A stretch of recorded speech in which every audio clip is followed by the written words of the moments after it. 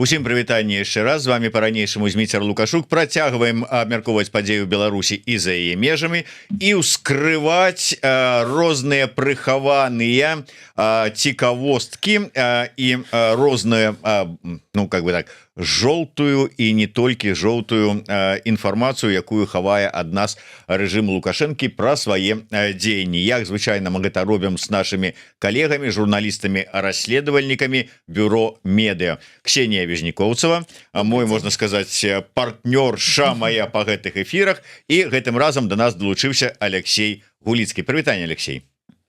Вітаю. Ну что ж, тэмка такая любимая усім ва ўсім свеце про тое, як гэтыя ўсе сталага ўзросту дыктатары і аўтарытарныя кіраўнікі любяць сабраць каля сябе прыгожых дзяўчат. Мне чамусьці падаецца, што тэму гэтую падкінуў і быў ініцыятарам яе распрацоўкі менавіта Алексей, не? Тэма сапраўды не так давно у мяне ўсплыла на працы, калі мы знайшлі новую фаварытку Лукашэнкі. Вы пра гэта таксама размаўлялі ў эфіры, але як кароткая такая. У міс Брыкс яна ўдзельнічала. Вось, і мы увогуле заўважылі, што з'явілася новае пакаленне прыгажуняў у атачэнні Лукашэнкі. Ну вось і вырашылі разабрацца, чаму так і чым гэтае новае пакаленне адрозніваецца ад папярэдняга ўжо нам добра вядомага. Ну что ж, я звяртаю усіх да сайта бюро медыа. Там ёсць такі цікавы матэрыял, які мае забойную назву «Кавуновы батальён». І ён не такі не надта новы, гэта ён выйшаў у красавіку 25-го года. Тым не менш мы вяртаем вас да таго, каб вот азнаёміцца з гэтым матэрыялам, таму што потым былі і працягі. Як слушна заўважыў Алексей, яны працягвалі сачыць за развіццём падзей і параўноўваць адрозненні так старога склада батальёна ад новага склада батальёна. Ксения, а ўвогуле что тут можа быць такога дзіўнага ва ўсёй гэтай сітуацыі, чаму расследавальнікам варта было ўзяцца за гэтую тэму? Ну, смотрите, нас, в принципе, не, как бы, ну, мы не зацикливались на каком-то этическом аспекте взаимоотношений этих молодых женщин с Лукашенко, потому что, ну, как бы, объективно говоря, это не наше дело, да, но сложилась такая ситуация, что часть из них, девушки, которые оказывались в окружении Александра Лукашенко, которым СМИ приписывали вот этот статус фавориток, да, и членок арбузного батальона, в перспективе получилось так, что мы выяснили, что они, по сути, стали выгодополучателями этого режима, и часть из них даже трудоустроена в государственные структуры.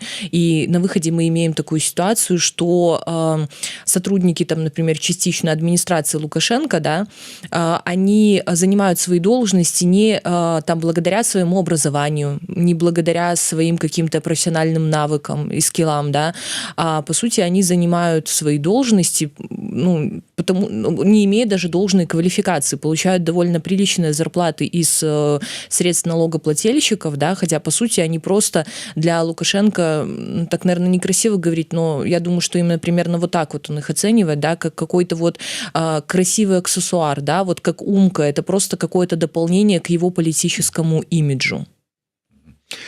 Я звярнуся да матэрыяла Алексея, ўжо згаданага «Кавуновы батальён». Это мой материал. Это твой матэрыял. Угу. Что ты меня заблытала? Да, так, чакай, зараз я проверю. Но не подписаны, поэтому ладно. Таму пачынаецца гэты матэрыял з гісторыі магіляўчанкі Уладлены Зайцевай, якая стала пераможцай там ці, скажем так, пасля удзелу ў конкурсе міс Беларусь 21-го года. Ну і вось как бы далей пашло вот про гэтую Зайцеву, і паколькі вот Алексей добра слова сказаў про тое, что ну как бы параўнаць можа быць адрозненні папярэдняга склада гэтага умоўнага батальёна і вот новы, я так разумею, гэта можна лічыць вось ад гэтага ад 21-го года, вось ад Зайцевай там ці іншых. А стары склад хто даследаваў?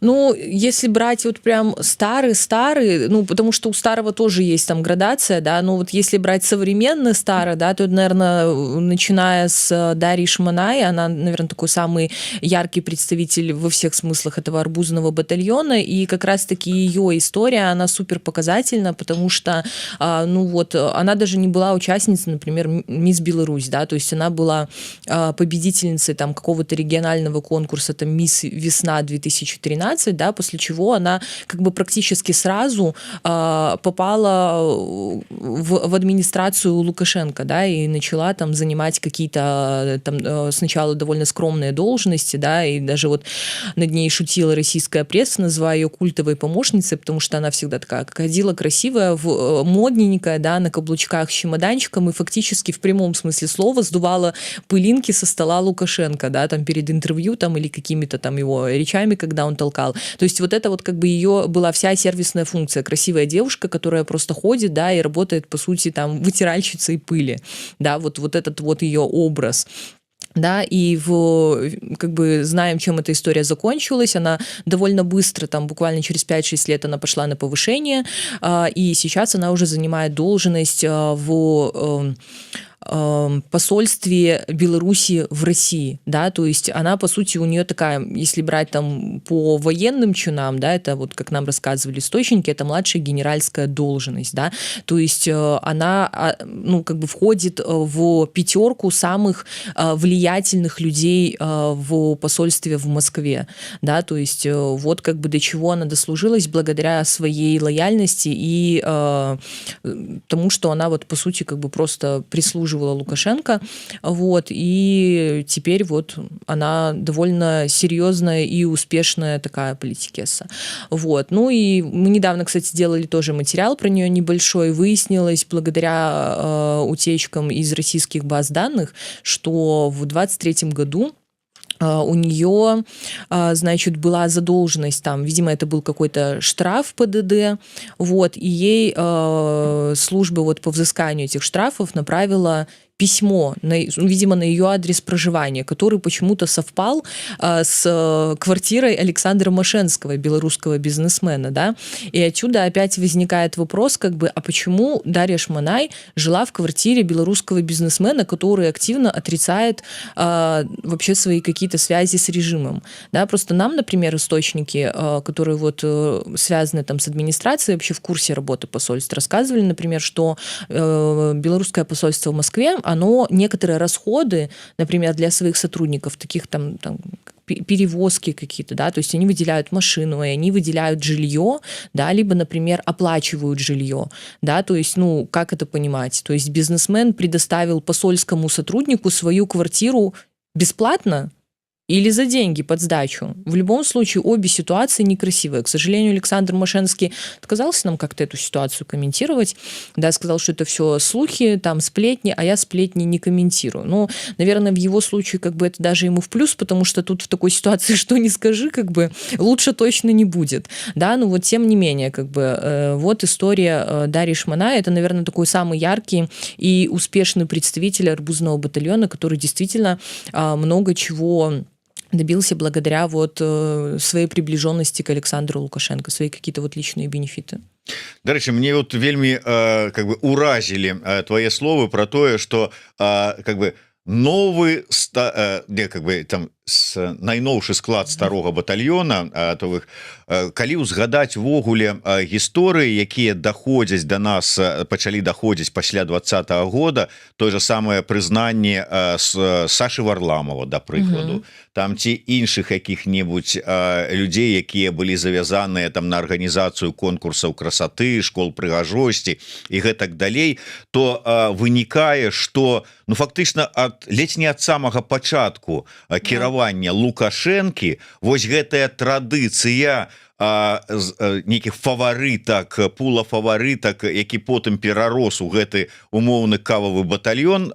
Ну, калі ўжо зусім сорам згубілі і пачалі просто это дэманстраваць на людзі, а да гэтага там толькі гулялі ў якія-небудзь там іграчкі ў сваіх палацах незалежнасці ў Драздах. Ну, как бы это вельмі выглядае так шакуючы. Алексей, а не было жадання увогуле там у глыбіню, там пачынаючы з какого-нибудь там 94-96 года адсачыць вось гэтую всю гісторыю стварэння кавуновага батальёна? Мы насамрэч працавалі над такімі матэрыяламі і выходзілі там і спіс 8 галоўных жанчын Лукашэнкі і вядомыя імёны тых, хто быў з ім з самага пачатку. Ну, мне здаецца, самая вядомая была Анжеліка Гурбаш, якая потым з гэтага батальёну выйшла, але сапраўды гэта ўсё з 90-х гадоў пачалося і дагэтуль працягваецца. Але я тут хочу звярнуць увагу на тое, што чаму мы ўвогуле да гэтага чапляемся. Таму што ну, гэта не проста Лукашенко сабе абірае фаварытак, ён, ну, па сутнасці робіць гэта за кошт звычайных беларусаў, таму што яны атрымоўваюць потым дзяржаўныя пасады, яны потым працуюць у апараце Лукашэнкі, яны атрымоўваюць свае заробкі за кошт беларусаў. І гэтыя жанчыны, калі б яны былі добрымі прафесіяналкамі, спецыялісткамі, ну, няхай бы зараблялі добрыя грошы, потым сваімі сумкамі Шанель хваліліся ў інстаграме. Але там ёсць дзяўчыны, якія скончылі універсітэт учора, а сёння яны ўжо працуюць у апараце Лукашэнкі на зарплаце з бюджэта. Вось таму на гэта мы звяртаем увагу, і калі адсачыць з 90-х гадоў і вось ужо да 20-х такое адбываецца, ну можна просто ашалець ад таго, у колькі беларусаў абыходзяцца вось такія гульбішчы Лукашэнкі. Я ўжо маўчу пра тое, што ён ж не проста сабе абірае гэтых прыгажунь. У нас праводзяцца конкурсы рознага маштабу, рэгіянальнага і дзяржаўнага і гарадскога. Гэта такія вялікія смотрины, на якіх ён выбірае і сабе, і яго набліжаныя выбіраюць сабе фаварытак. І ўсе гэтыя конкурсы яны таксама праводзяцца за бюджэтны кошт. У нас існуе такая нацыянальная школа красоты, якая ўсім гэтым займаецца, і гэта таксама бюджэтная установа. То бок, вось уже 30 гадоў уся Беларусь плаціць Лукашэнку і яго фаварыткам, каб яны забаўляліся и ходили на разные мероприятия разом. Да, то есть помимо затрат как бы на зарплаты девушкам, которые работают в госаппарате, да, существует еще отдельная вот эта инфраструктура, которая обслуживает вот эти все конкурсы красоты, Национальную школу красоты, которая является поставщиком, во-первых, студенток, да, на все вот эти вот мероприятия, на все вот эти конкурсы красоты различного масштаба, плюс они же снабжают аппарат Лукашенко вот этими девушками, которые как-то служба делового протокола, вот, да, то есть все вот это оно обслуживается за государственный счет, за бюджетные деньги. То есть, по сути, все белорусы скидываются рублем на вот все вот эти конкурсы красоты и на карьеру, вот, на вклад в карьеру вот этих женщин. Давай звернемся да узгаданага ўжо некалькі разоў матэрыяла пра кавуновы батальён і узгаданай Уладлены Зайцевай. Чым адметна яе шлях і якія бенефіты яна атрымала ад таго, што яна апынулася побач з Лукашенком? Ну, смотрите, вообще, наверное, самый серьезный бенефит – это должность в администрации, да, при том, что, как нам объяснял бывший сотрудник этой администрации, вот она занимает там должность, по-моему, помощник там Лукашенко, или как-то так звучит должность, но нам объясняли, что она вот так вот звучит, потому что другой просто нету, ну вот нету в администрации, никем ее другим не могут назначить, то есть, по сути, ее реальные функции – это вот, ну, секретарь, там, дай-подай, принеси, унеси, там, и все, да, но вот в рамках администрации ее должность звучит довольно солидно, и это сделано как раз-таки для того, чтобы платить им довольно-таки приличные зарплаты, которые отвечают формулировке их ну, как бы их должности, да, то, что у них сервисные функции, там, секретарши, по большому счету, или официантки, это, ну, как бы не имеет значения, да, и, конечно же, работа в администрации, во-первых, это ускоренный социальный лифт, да, то есть у тебя есть ну, администрация, по сути, это главный орган в Беларуси, который имеет влияние вообще на все государственные органы, там от каких-то предприятий до министерств, то есть все как бы самые важные решения, по сути, принимаются сотрудниками администрации. Когда когда ты в этой администрации работаешь, у тебя просто просто огромное влияние на многие как бы сферы жизни и институты, да, у тебя появляются необходимые связи, да, очень важные. И опять же, если ты продолжаешь как-то карьеру вот по этой политической линии, и ты уходишь из администрации, то ты на старте можешь претендовать сразу, например, на какого-нибудь там заместителя министра, к примеру, да, то есть это ускоренный социальный лифт. Ну вот на какой еще работе ты можешь построить такую умопомрачительную карьеру за такие короткие сроки? Ну как бы только через администрацию. И вот это, пожалуй, наверное, главная плюшка, которая в перспективе, если ей там девушка распорядится с умом, да, она как бы окупится гораздо больше, чем средняя по рынку зарплаты, которую она там получает. Калі вот все ж таки про зарплаты, я так разумею, вот на прыкладе той же самой Зайцевой вы просачылі колькі вось гэтыя девочки, якія там подносяць гарбату там ці здзьмуваюць пыл, атрымліваюць.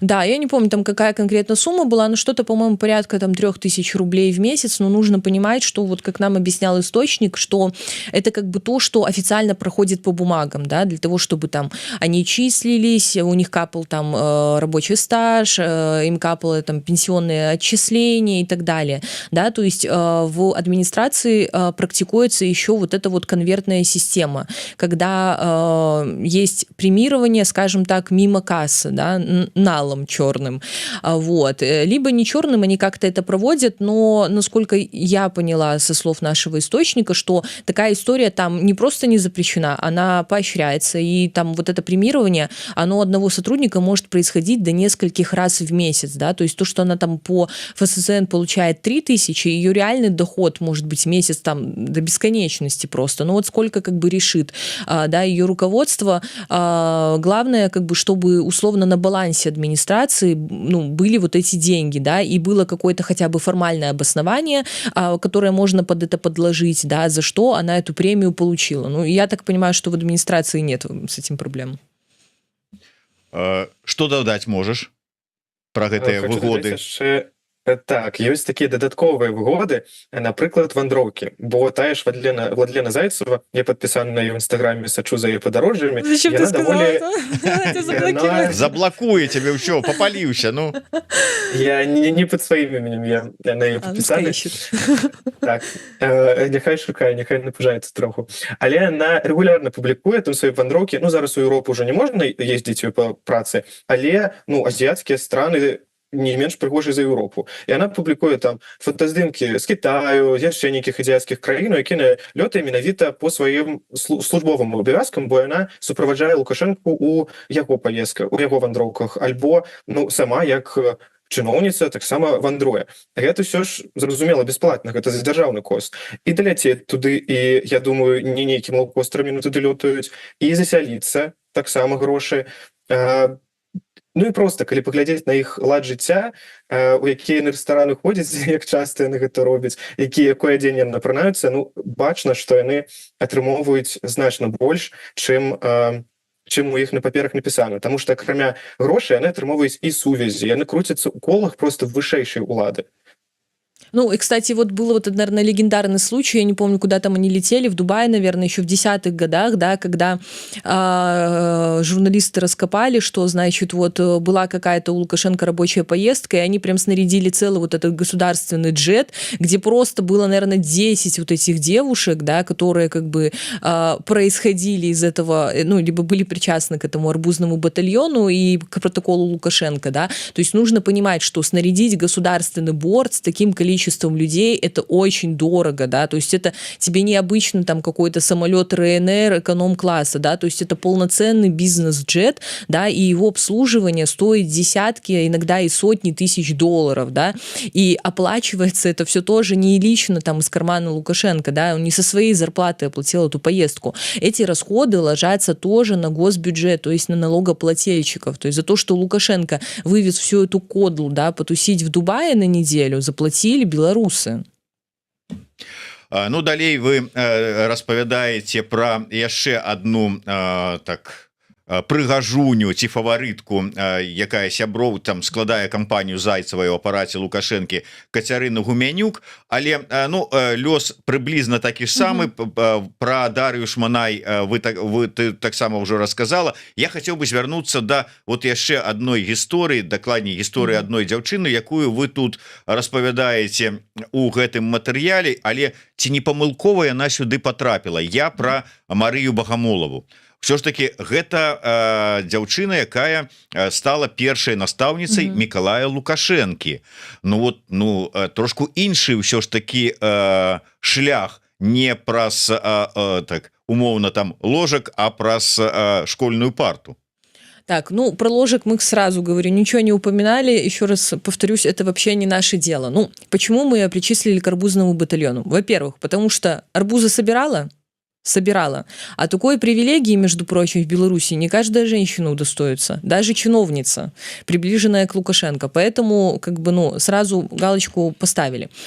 Второе. Слушайте, ну там разом с ним кавуны собирали и бульбу так само, и мужики, вон этот Чиж там, те кто там еще. Вот, его тоже в кавуновый батальон залечить? Нет, просто проблема в том, что вот, как вы говорите, мужики, которые собирали с Лукашенко арбузы, да, потом вот эти вот представительницы арбузного батальона находились у тех же самых мужиков в их бизнес-структурах. В этом сенсе. Да, в этом сенсе, безусловно. Да, то есть... Опять же, да, вот возвращаясь немножко, отойдя от истории Богомоловой, да, если вспомнить бэкграунд Ирины Обельской, да, как рассказывал Варламов, по какому критерию ее отбирали как особистую докторку Лукашенко. Насколько я поняла контекст, вот как раз-таки ее профессиональные навыки и квалификации, они оценивались вообще в самую последнюю очередь. Были довольно-таки понятные критерии. Значит, должна быть там такого-то возраста, такого-то внешности, волосы такого-то цвета, значит, там рожавшая, разведенная, да, то есть выбирают себе не доктора, ну, я не знаю, ну вот, не знаю, как на сайте знакомств, да, вот просто критерии списком, да, вот кто подходит. И если вспоминать как бы самых первых фавориток Лукашенко, да, и ту же Обельскую, то по типажу Мария Богомолова очень сильно подходит на самом деле, да, и ее карьерный путь, да, он, может быть, был чуть отличен от... как бы того опыта, который был там, например, у Марии Василевич, например, или у Дарьи Шманай, но тем не менее, опять же, благодаря приближенности к самому Александру Лукашенко, к его сыну Николаю, у нее тоже карьера пошла в гору, да, то есть она оказалась там потом сотрудницей различных структур, ее, насколько я понимаю, очень хорошо ей помогли как бы с образованием, да, то есть она училась там, получала повышение квалификации в многих там дорогостоящих и именитых университетах европейских, да, то есть, ну, как бы, да, может быть, она там не монетизировала там свои позиции как остальные девушки, но тем не менее она тоже получила свою выгоду, да, и приличные должности, и приличные оклады. Кроме того, она еще причисляется у нас к арбузному батальону, потому что какое-то время она вела публичный инстаграм-аккаунт, и вообще у нее были открытые публичные социальные сети, и по ним очень легко прослеживается, что она была завсегдатой все ровно тех же мероприятий, что и остальные представительницы арбузного батальона. Это хоккейные матчи, это какие-то новогодние балы, какие-то вот эти вот тусовки с Лукашенко, раубичи, лыжи, концерты. И проводила она время в компании все ровно тех же женщин, которые там являются представительницами этого батальона. Там Ксении Санкович, которая теперь работает в Nokia, Дарьи Шмана и так далее. То есть, ну, как бы от переменными слагаемых сумма не меняется. Это все равно как бы представительница арбузного батальона по всем как бы критериям. Ну, дарэчы, вы ўзгадалі про тое, што частка гэтых дзяўчат з этого батальёна умоўнага, яна не ідзе там кар'ерным ростам праз адміністрацыю Лукашэнкі там ці дзесьці яшчэ, а праз набліжаных да яго бізнесменаў так званых, да, кашалькоў. Тая ж самая гісторыя з Роскач і Цяцеріным. Да, ну вот она как раз-таки самый яркий представитель арбузного батальона, она бывшая участница конкурса «Мисс Беларусь», да, она там ничего как бы не заняла, никаких призовых мест, но уже тогда ей, например, компания Тетерина выделила какой-то солидный денежный грант, сумму не оглашали, но тем не менее, то есть как бы еще конкурс красоты не закончился, а Тетерин уже как бы отсортировал, вот эту забираем, да, и мы проследили ее вот весь профессиональный карьерный путь, да, и вообще вся ее работа, она связана была только с Тетериным, то есть она работает только в его компаниях вот с того момента, по сути, как вот закончился этот конкурс «Мисс Беларусь», там, я не помню, какой, 16 или 17 год. То есть, 16. вот, то есть все это время она работает в структурах Тетерина, который ей платит зарплату, который ее тоже возит в командировки. Более того, у нас там был слив по Тетерину, и мы, например, видели документы, что Тетерин, например, там Роскач, по-моему, дарил машину, да, то есть покупал. Ну, как бы о чем это говорит? Ну ці яшчэ одна сяброўка гэтай, як вы пішаце, Роскач, Дар'я Краўчук, якая пайшла ўжо на працу, скажем так, да другого кошелька Павла Топузидиса. Да, ну, мы с ней разговаривали, вот как раз, кстати, Алексей разговаривал, и она отрицает, что свою, ну, как бы своей вот этой вот должностью она обязана как бы своим каким-то соприкосновением непосредственно с Александром Лукашенко, но, опять же, как бы по Топузидису тоже есть такая неофициальная информация, да, что, ну, сам же вот этот Табак Инвест, он принадлежит не только Топузидису, но и его партнеру Петровичу, да, и как раз-таки ну, как бы есть, доходят такие слухи, что как раз-таки их как бы личные фаворитки, они как раз-таки трудоустраиваются в структуры Табак Инвеста, да, то есть мы, ну, я не хочу утверждать, что действительно там как бы вот эта Дарья Кравчук, у нее есть какие-то личностные отношения там с кем-то из этой компании, и то, что она свою эту должность получила там как-то там через какие-то определенные договоренности, но тем не менее, как бы,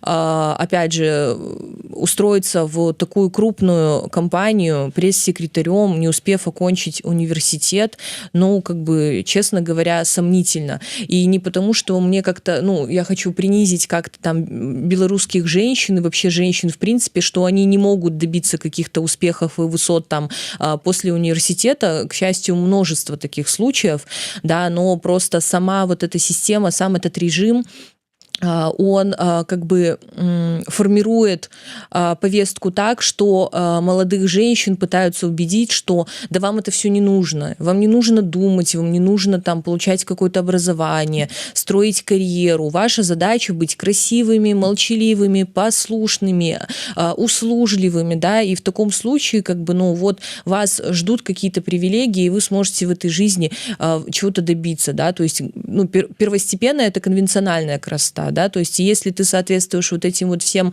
как бы патриархальным критериям, может быть, себя немножко послушают, но это не точно. Вось вы нам тут доказывали так, что мы у ложек не лезем, не зазираем, кто там что, не наша справа, а тым не меньш. Читаю под заголовочек: «З ложи у ложек». Там вопросительный знак. И это утверждали, кстати, не мы, это утверждали зарубежные СМИ.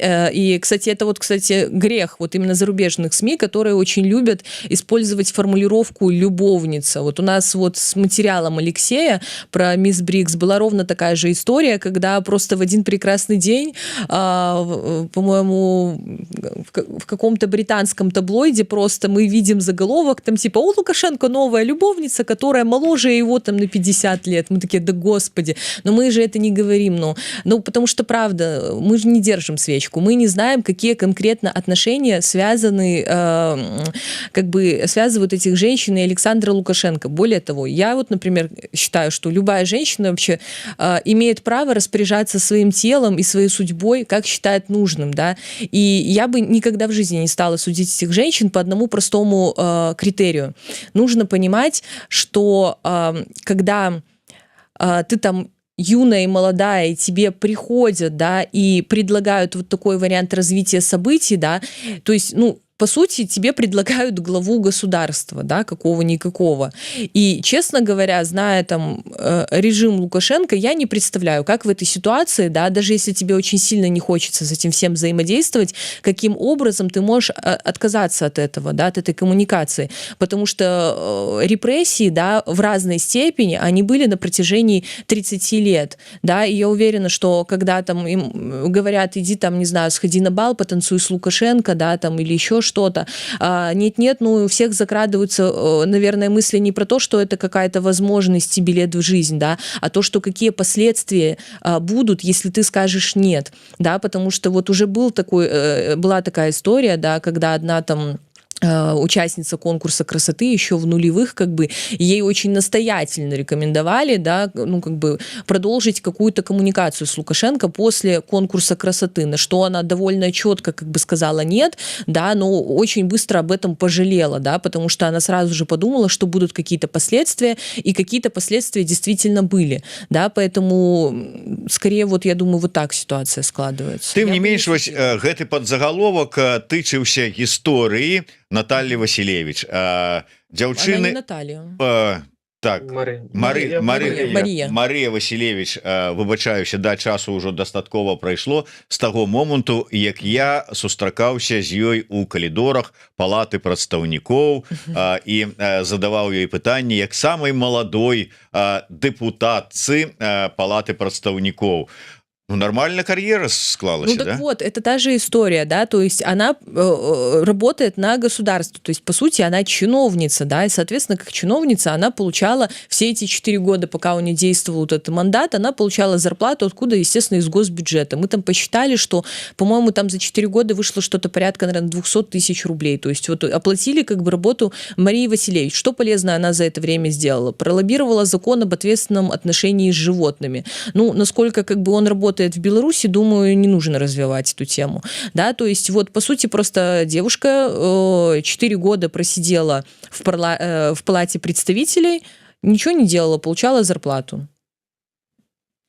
Алексей, давай звернемся до гісторыі, якая ўжо у наступным вашым матэрыяле вы распавядаеце. Это вот так, соры, у мяне закрылася гэта ўкладачка пра вось гэтую дзяўчыну з брыксам звязаная. То есть там, ну, брыкс это ўсё ж таки как бы іншая структура, там уже как бы на международную на повышение пошла, на международный уровень там выходим, да? Беларусь. Да, там дзяўчына построила себе кар'еру на гэтых конкурсах прыгажосці, і вось у гэтым ну тут сказали, что мы не кранаемся там нейкіх этычных момантаў, але адзін я все-таки хотел бы закрануць, і Ксения таксама уже пачала, что калі жанчыны ў Беларусі дасягаюць поспеху, дзякуй Богу, у нас шмат таких прыкладаў, шмат цудоўных таленавітых жанчынаў, але яны дасягаюць гэтага ў Беларусі насуперак дзяржаве, а не дзякуючы дзяржаве. Дзяржава ім кажа, што вось трэба будаваць сваю кар'еру за кошт таго, што ты вось такая прыгажуня. І наколькі гэта сядзіць у галовах дзяўчын, ну просто страшно. Я слухаю інтэрв'ю гэтай Аліі Кароткай, міс Брыкс. Яна казала, што яна з 12 гадоў хадзіла ў гэтую нацыянальную школу красоты прыгажосці, бо все, пра што яна марыла, гэта быць каралевай прыгажосці. Ну вось, матывуюць дзяржава тебе марыць быць каралевай прыгажосці, таму што табе транслююць адусюль, што вось гэта такі сацыяльны ліфт, а не тое, каб ты станавілася там, не знаю, навукоўцай, напрыклад, вучылася. То бок Алія Кароткая яшчэ толькі ў гэтым годзе скончыла універсітэт, але яна ўжо паўдзельнічала у 5 конкурсах прыгажосці, у 5, і міс Мінск, і міс Беларусь двойчы, і міс Брыкс уже паехала на міжнародны такі ўзровень. І яна для мяне вось такі прыклад новага пакалення, самага такого навейшага, у якім цяпер дзяўчыны такія больш мэтанакіраваныя ў гэты накірунак самі, таму што яны проста раслі і бачылі вось такія ролевыя мадэлі, якія мы казалі, што быць каралевай прыгажосці ў Беларусі гэта добры сацыяльны ліфт. І калі раней мы бачылі дзяўчын з такіх, яшчэ, ведаеце, больш простых сямей, то зараз усё часцей мы бачым маладых дзяўчат, якія паходзяць з такіх даволі заможных сем'яў. Іх тая Кароткая, мы знайшлі там іх некалькі нерухомасцей у Мінску, і яны там апошнія 10 гадоў вандравалі з сям'ёй, ну такая даволі заможная сям'я. Ці, напрыклад, яе сяброўка, якая выйграла міс Мінск некалькі гадоў таму, Тэлеказа, яна ўвогуле паходзіць з сям'і пракурораў. Вось, таму што дзяржаве патрэбныя лаяльныя людзі, і лаяльных людзей, здаецца, становіцца ўсё менш, і ўжо цяжка знайсці кагосьці просто так з вуліцы, умоўна кажучы, з універсітэта, хто пойдзе табе на гэты конкурс прыгажосці. Вось таму кола звужаецца, і застаюцца такія дзяўчыны, якія або ўжо звязаныя праз свае сем'і з рэжымам, або яны проста раслі гледзячы на гэта ўсё і самі туды ахвотна ідуць. Вось, але што дзіўна, становіцца для іх усё больш магчымасцю. Ну, вось я кажу, это Ілля Каротка, яна паўдзельнічала ў 5 конкурсах прыгажосці. Той факт, што іх у нас было 5, ну гэта для мяне ўжо дзіўна. Гэта ўсё там нейкія розныя конкурсы. Міс Мінск, міс Беларусь і міс Віва Браслаў, дзе яна толькі не была. І вось у нас у гэтым годзе год беларускай жанчыны, да? Ці прыгадаеце вы 5 ініцыятыў, якія зрабіла дзяржава для таго, каб падтрымаць жанчын, падтрымаць іх адукацыю? Я не прыгадаю. Але колькі я ўбачыў конкурсаў прыгажосці новых Міс прокуратура, я міс не МВД. падлічу. Так, і міс прокуратура, і міс МВД. У кожным універсітэце свая міс, а ў некаторых і па 2 міс. І ты просто глядзіш на гэта, і вось гэты канвейер, ён не спыняецца. Да, то есть вот в год белорусской женщины, да, нам показывают, собственно, какое место у белорусской женщины вот в обществе современном при Лукашенко, да, вот сидеть, как бы участвовать в конкурсах красоты. И Алексей очень верно заметил, что вот это главное, наверное, отличие вот этого молодого подрастающего поколения, которое претендует на новый состав арбузного батальона, в том, что велика вероятность, что арбузный батальон версия там 2.0 там в 10-х годах, да, скорее всего, это действительно какие-то такие случайности, да, когда, ну, просто так звезды, да, вставали в ряд, то мы видим, если уже молодое поколение, которое, девушки уже как бы обработаны вот этой вот патриархальной повесткой, да, вот этими вот всеми возможностями, если ты молодая, красивая, высокая и соответствуешь каким-то физическим параметрам, да, то вот, они уже как бы живут в парадигме того, что этим нужно пользоваться, да, и уже как будто бы немножко целенаправленно выбирают для себя вот такой вот конкретный путь, вот сразу направление вот в ту область, да, в область власти. Слухай, ну, калі раней, можа быть, вот як мы уже сказали, про гэта асабліва не афішавалі, это где-то там перадавали ў кулуарах, там паміж сваіх, там і гэтак далей, то пэўны момант яны просто перасталі гэта хаваць, гэта стало на відавоку. Калі ты адпавядаеш параметрам, у цябе ёсць магчымасць, шанс вот таким чынам праз сваю там прыродную прыгажосць, там праз свае там нейкія іншыя здольнасці пробить себе шлях наверх, да, неких выгодаў, матэрыя. То есть, а что мы тут стали вот некие паліто белые апранаем? А так ва ўсім свеце. А что, прыгажосці, конкурсы там у іншых краінах, у США, дзяўчаты, якія туды ідуць, яны не ставяць сабе на мэты там праз гэтыя удзел у конкурсах падчапіць якога-нибудь мільянера, каб лёс там склаўся. Ну, кожны робіць кар'еру, як сабе, якія магчымасці ў яго ёсць. Камусьці дала розум прырода, карыстаецца розумом, камусьці хітрасць, камусьці прыгажосць там ці іншыя здольнасці. Так никто не спорит, поэтому мы и не предъявляем никаких претензий, не задаем глобально никаких вопросов. Я бачу по выразе твару Алексея, что он предъявляет. Он тоже не предъявляет. Этим девушкам, да, мы здесь говорим скорее о том, что вот то, что происходит в Беларуси конкретно, это проявление вот этого вот всемасштабного какого-то государственного насилия вообще над женщинами, да, потому что, ну, по сути, как бы навязывают всем женщинам, да, в той или иной степени, да, вот эту вот ролевую модель, да, и печально то, что многие начинают действительно как бы пользоваться этими рекомендациями, да, и связывают там свои перспективы жизненные, карьерные именно с тем, что вот нужно монетизировать как-то свои физические параметры, которые по большому счету как бы от них и не зависят. Ну да, тут азначыць розніцу паміж тым, што ў Беларусі адбываецца і ў астатнім свеце, бо, канешне, ёсць гэты ўсе конкурсы прыгажосці, не ў Беларусі іх прыдумалі, але зноў жа ёсць у людзей альтэрнатыва. Ты можаш быць прыгожая і карыстацца гэтым, ты можаш быць разумная, карыстацца розумам, ты можаш быць прыгожая і разумная, карыстацца і тым і гэтым, як ты сама гэта хочаш. І ў цябе шмат магчымасцяў. Ты можаш пайсці вучыцца туды, і цябе будзе дзяржава матываваць гэта рабіць. У цябе будуць перад вачыма прыклады, і како таксама дзяржава падтрымала, і вось жанчыны дасягнулі поспеху. У нас усё, што менавіта дзяржава транслюе, гэта тое, што ты або павінна быць красиво, прыгожа, і гэта вось адзіны шлях, як ты можаш на сацыяльным ліфце просто угару з'ехаць, альбо ну ты павінна быць яшчэ маці, такі другі варыянцік, што жанчына можа быць таленавітая, разумная і дзякуючы гэтаму першую чаргу дасягаць нейкіх поспехаў, не показывает такого наша держава, и она, як мы уже отзначили, запускаюцца новые конкурсы прыгажосці, а потым гэтыя каралевы прыгажосці яны у інстаграме на сваю аўдыторыю транслююць, як яны у одну вандроўку з'ездзілі, якім там на конкурсе прыгажосці далі падарункаў на $1000.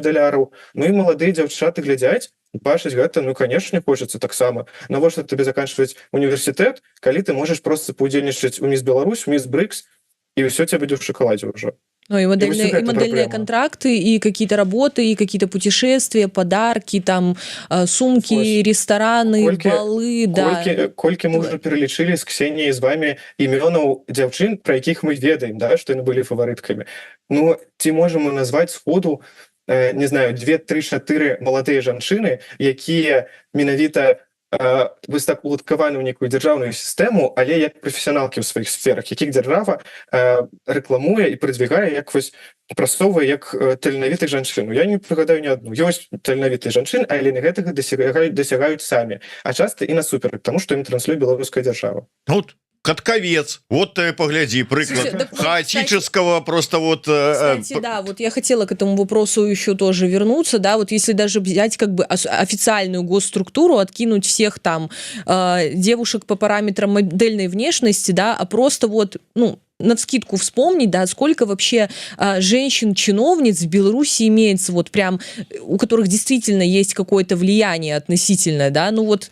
Я по пальцам одной руки пересчитаю, и у меня что-то пальцы остаются еще свободные, да, как бы, ну, это тоже же показатель того, насколько, как бы, какое место женщине, да, отводит государство в Беларуси, и вообще, насколько...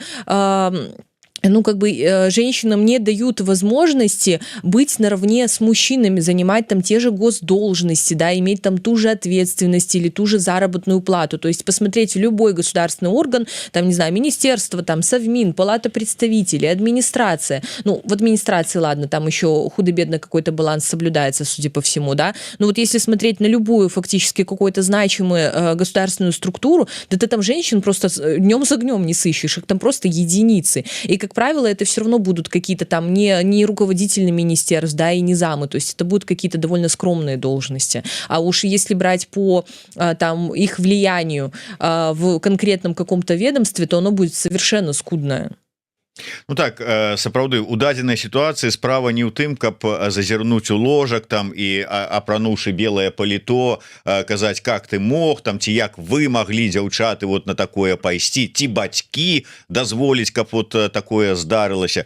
Праблема-то у тым, вот мы зараз гаворым про тое, што ўсё гэта на пэўным узроўні і пачынаецца з таго, што это фінансуецца з дзяржаўнага бюджэта.